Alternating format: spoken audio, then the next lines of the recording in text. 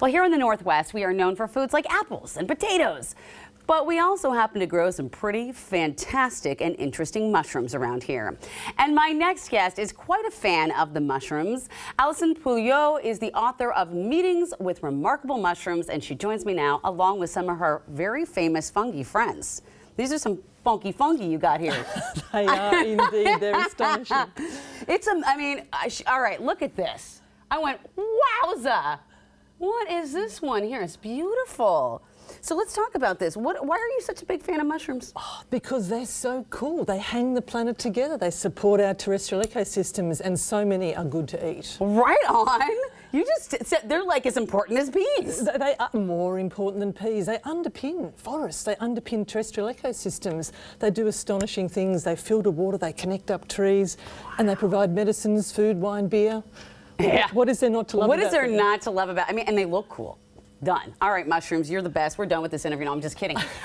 So what did you bring along with you today? What are some of these beautiful mushrooms we have here? We've got a great range. We've got some known as the brittle gills, like this beautiful one you showed us. We've got some lovely little web caps over there. Look at these stalked puffballs, the white ones here. Wait, oh, these yeah, ones? These Look, ones. Can I touch it? You can touch all of these. Okay. All of them are fine to touch. This is Aren't so they fun. amazing? Look at this guy. And what are these little tiny brown ones? Oh, these are called amethyst lacarias, and these are actually edible, but you've got to have them in very small quantities, and also make sure you don't mix them up with the lookalike toxic ones. Yeah, okay.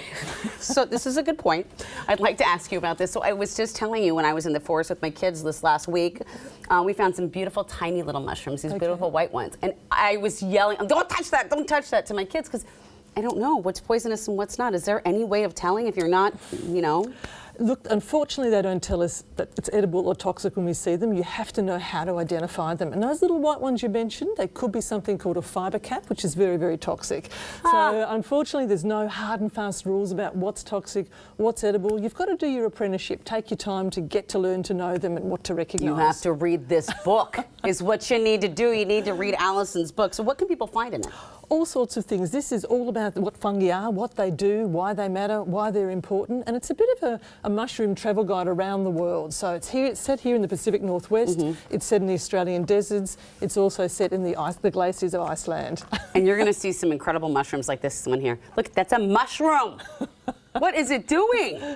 That looks like an alien. Amazing, isn't it? So obviously there are beautiful pictures in here that show you, psychedelic mushrooms, if you ever wonder what those look like, right there. But don't go looking for them. Make sure you know what you're doing.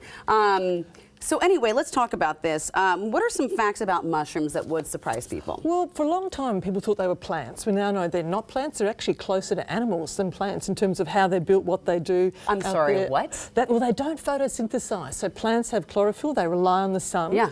But like animals, fungi get their nutrition through digestion, but external digestion. They secrete enzymes, break down organic matter, and absorb it directly. Whoa. So that's a very thing that people don't realise. They're not actually plants. So they've got the whole separate kingdom.